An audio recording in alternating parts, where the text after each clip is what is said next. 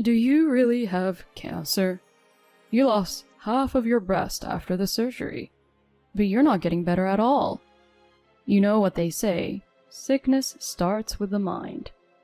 My husband then filled a bowl full of cold water in the middle of winter, and the next thing I knew, he was dumping that cold water at me with great force. When I was stunned by what had just happened, You better quit it with that look before I come back, and you better fix that cancer with your guts. Understand?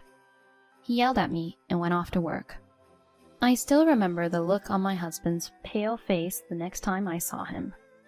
My name is Michaela. I'm 50 years old and a housewife. I have a family of 3, my husband William, who I went to college with, and our only daughter Beth, who has already left home. 2 months ago, I was diagnosed with breast cancer. I've been noticing some discomfort in my body for a little while now. I kept telling myself, I'll go to the hospital tomorrow, the day after tomorrow, the day after tomorrow, and next week. I've been putting my body on the back burner, and this is the result. The cancer was more advanced than I had imagined, and the doctor diagnosed me the lowest stage. But I wasn't too surprised. Maybe I was prepared for it, because this is not the first time I have been diagnosed with cancer. In fact, I had experienced breast cancer 10 years ago. Back then, my husband was working harder than he is now, and our daughter was in junior high school. I was also working part-time, and our ordinary life was changed by my illness. Cancer? What are you going to do about the housework? Beth is still in middle school. When I told my husband I had cancer, the first thing he said to me was this. He's always talking about himself. My husband William was a workaholic and didn't want to burden himself with family matters rather than my illness. At the time, it was still in its early stages and I was only in the hospital for a month or so. They explained that since there were no other metastases, my breast could be preserved. When I explained this to my husband, he said, Why don't you take the plunge and get rid of your breasts? It's not like you need them. I was hurt that he said those terrible words with a straight face. I was only 40 years old at the time, and removing my breasts was a difficult decision for a woman to make. I chose to ignore my husband's words and preserve my breasts. While I was in the hospital, my mother-in-law Lauren helped me with the house. That too was something my husband forced her to do, so she did it reluctantly. While I was in the hospital, I received daily calls from my daughter on my phone saying, Mom, come home soon. Grandma is so mean to me, I can't take it. My mother-in-law is a serious old-fashioned person, and she yelled at my daughter when she was seen walking down the street with a man when she didn't know. When I checked with my daughter later, she said she was just returning home with some of her classmates after club activities. Lauren was the kind of person who would get angry over such a trivial matter. I felt sick when I heard that she had even mentioned the color of my daughter's underwear after seeing her laundry. When I contacted my mother-in-law directly about this, she said, Who do you think you owe to be in the hospital? You think you're so important. She snapped at me. I tried to talk to my husband about it, but he just said, I don't care. My husband's company has many company events, and the employees are close with each other and their families. Even the president and his wife, the managing director, came to visit me in the hospital, but my husband never showed up. Divorce had often crossed my mind, but I was worried about whether I would be able to get custody of my child, as I had little financial security, and my parents had already passed away, so I had few people I could rely on. The most important reason was that if something happened to me, I would know what would happen to my daughter. 10 years have passed since then. I have been in good health with no recurrence of cancer and no major illnesses. Beth, my daughter, graduated from college and moved out to live on her own. She is struggling with a job she is not used to, but seems to be enjoying it. A few years ago, I quit my part-time job and became a stay-at-home mom. No, it was more correct to say that I had to quit. My parents-in-law's house was within walking distance from my house. My father-in-law died of illness a few years ago, and I was left to take care of him mostly by myself. My mother-in-law, who had also had a hard time taking care of her parents, forced me to take care of my father-in-law as if it was a matter of course, saying that this was my job. My mother-in-law said she didn't want to take care of my father-in-law, and she didn't want to be involved in that kind of work. Sometimes she called me in the middle of the night and asked me to come immediately. Lauren, I'm not a caregiver professional. Please, Let me rest at night. I feel bad for your husband. I complained to my mother-in-law once like this. Then she brought up an incident in the past when I was in the hospital. Do you not intend to pay me back from back then? She was very sarcastic. My husband had a sister, Heather, who was also very vicious. I am a married woman, so I have nothing to do with that family anymore. So she won't care for her father. But when my father-in-law passed away, she said, I would like to talk about my inheritance with my mother and brother, so Michaela, you have nothing to do with this, so can you please leave the room? How could she say such a thing without hesitation, without a word of thanks to me who had cared for her father for so many years? My father-in-law was a very kind man, and I felt sorry for him and his family. Just as I was getting ready to ask my husband for a divorce, my mother-in-law developed dementia. It was even harder to care for her than caring for my father-in-law. Hey, give me my money back. I was repeatedly accused of things I never did. Of course, my mother-in-law was wrong, and I never stole a penny. My mother-in-law's dementia only got worse and worse, and there was one time I spoke to a neighbor. You know, this is hard to say. It's about your mother-in-law. She came to the wake the other day, but... According to her, the money in the envelope she received from my mother-in-law only included $2. I asked my husband to ask my mother-in-law about this, and he said, That can't be true. The people in the house stole it. He wouldn't even listen to him, and my husband, exasperated, yelled at her to do whatever she wanted. And his anger was also directed at me. You quit your job and became a housewife, so you better take care of my mom properly. He yelled at me. This made me so angry that I snapped back. Excuse me? Cut the crap. Do you think I quit my job because I wanted to? Of course not. You're always working. But isn't she your parent? You should be the only one taking care of her. Don't blame me for any of this. My normally mild-mannered husband became impatient as I raised my voice in anger. Don't suddenly raise your voice. I'll try to help out more, so... Well, I'm sorry. But his apology was only temporary. He took time off work to accompany my mother-in-law to the hospital a few times. But he couldn't take that many days off, so he went back to his old self, and things went right back to the way they were. I had noticed some discomfort in my body at that time, but with my mother-in-law to take care of, my trips to the hospital became more and more distant. By the time I went to the hospital because I was feeling so ill, the cancer had already taken over my body. This time it had metastasized, and I chose to have one of my breasts removed. The reflection in the mirror made me feel like I was no longer a woman. I cried many times.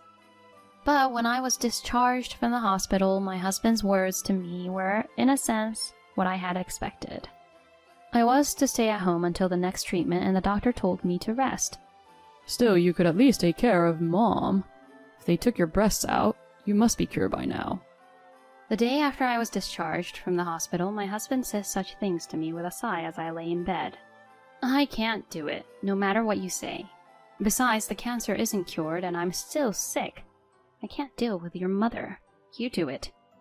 My wounds are so sore that it hurts to even lift my hand.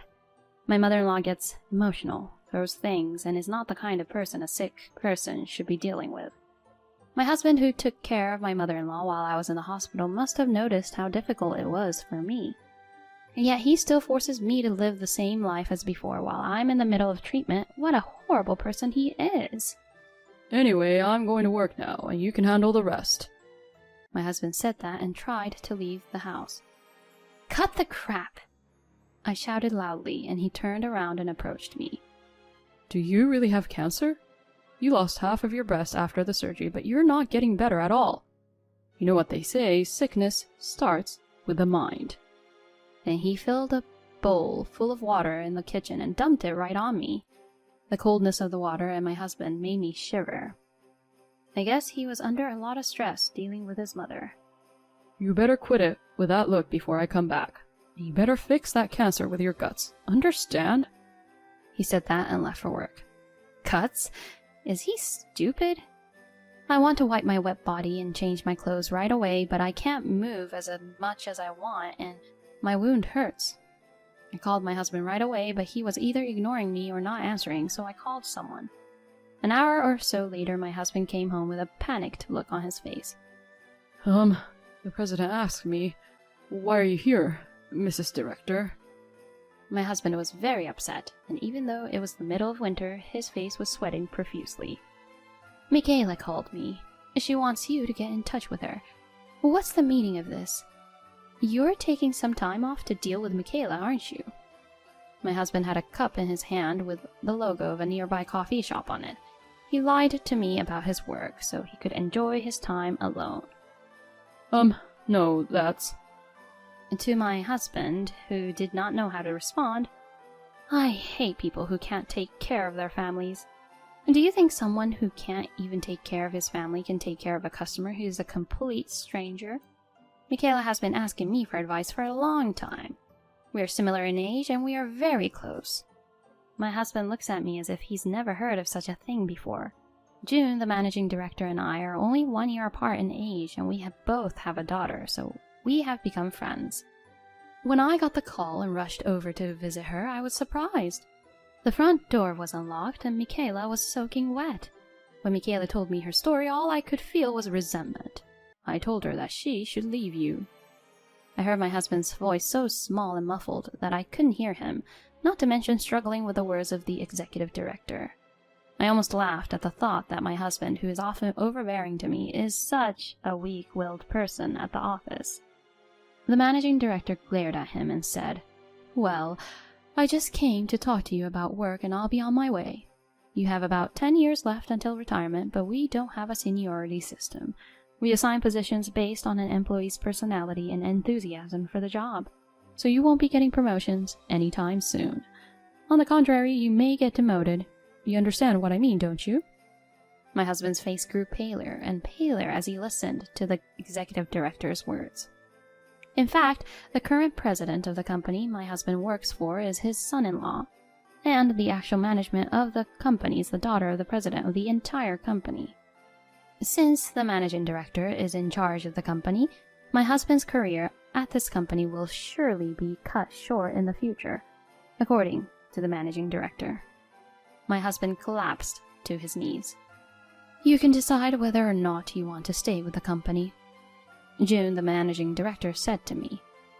"Michaela, let's have dinner again when you get well." I smiled and told her, of course. When June left our house, my husband said, Why did you call her out of all people? Are you trying to harass me?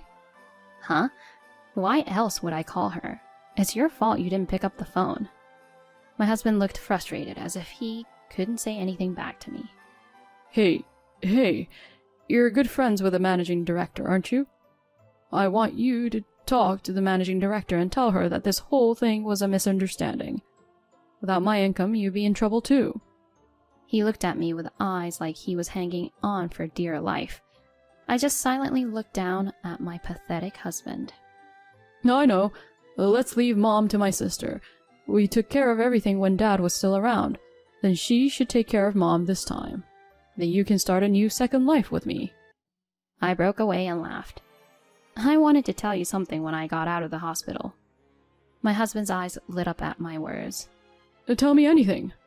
He replied so happily, and I said to him, "Please, divorce me."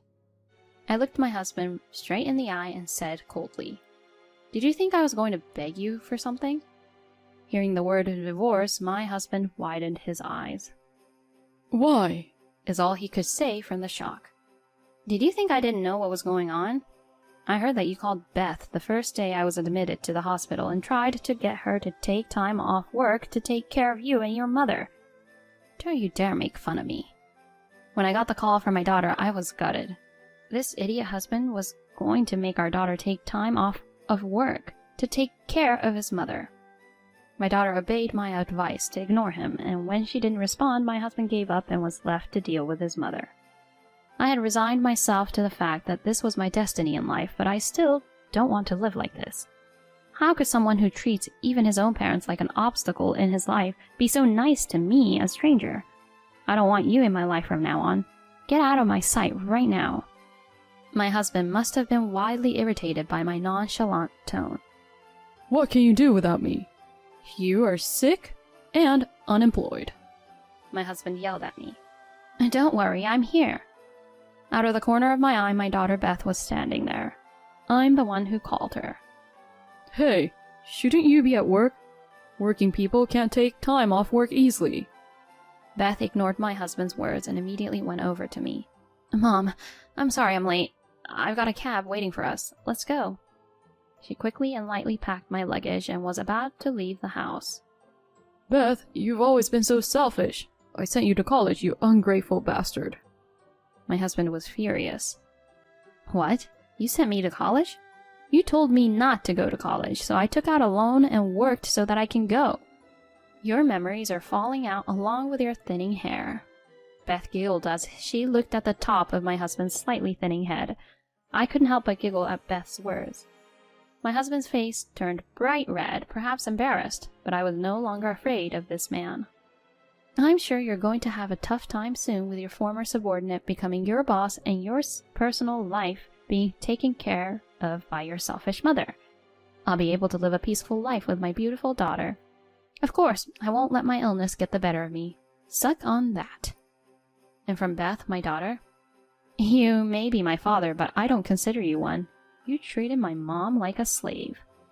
You won't even help me when my grandma says horrible things about me, and I don't want a father like that, and I don't want to see you anymore. With a triumphant look on my face, I left the house with Beth. In the cab, I tell Beth, I'm sorry, Beth. I know I'm going to cause you a lot of trouble. Beth looked at me with a puzzled look on her face. I'm sorry? What do you mean? I'm glad you finally divorced Dad. And don't worry about our life. I make a lot of money. I'm an adult now. Thank you for relying on me, Mom. I couldn't stop crying at the words of my daughter, who had grown up to be a fine woman before I knew it. After that, my husband and I got divorced. My ex-husband kept trying to get me to stay with him, but there was no way that was happening. Because of the way he had treated me, I was awarded alimony for the emotional pain and the division of property in my favor. What happened to my ex-husband after that was worse than I could have imagined. He was taking care of my ex-mother-in-law with dementia while working, but he gave up after only a week and tried to get his sister to do it. Heather tried to put Lauren in a facility, but she was told that there was a long waiting list, a year at the earliest. My ex-mother-in-law would walk out of the house and take store merchandise out of the store, and my ex-husband said the store has called him at work numerous times. William began to make more mistakes because he's not sleeping enough, and his former subordinate has been promoted for supervisor, and he was finally offered to work shorter hours. His income has dropped considerably, and he started living together at his sister's house, but you can hear their bickering every day from the house. One of the neighbors contacted Heather, and it seems that the siblings are now taking care of their own parents, even though they don't want to. But it's my ex-mother-in-law, so it's not going to be easy, but I hope they have a hard time. It's none of my business anymore. June, the managing director, told me everything. I moved in with my daughter after that. I finished the rest of my treatment, and now I'm under observation with regular checkups, and I've lost a lot of my energy, so I'm taking time off to do housework and light exercise. I hope to be able to go back to work when things settle down. Recently, I received a call from my ex-husband, whom I have blocked from receiving calls with a blocked number. Michaela, I'm sorry. I'm having a hard time every day and I'm sick with the flu. Please, help me. To this sick, middle-aged man who is sobbing on the phone, I said, I see. So as they say, sickness comes from the mind, so why don't you just pour water over your head and try to fix it with your guts? If you want me to cure cancer with my guts, you can do this much, right? Oh, if you call me again, I'll go to the police. I hung up the phone coldly, and the next day I changed my phone number. When I was diagnosed with cancer, I thought I would never be able to see the day my daughter gets married, but the other day Beth said a little shyly, Mom, there is someone I'd like you to meet. Apparently, my dream may be coming true in the near future. So my new dream is to hold my grandchild in my arms. My second life has just begun, and I will not be defeated by illness. With this in mind, I will continue to live strongly, one day at a time.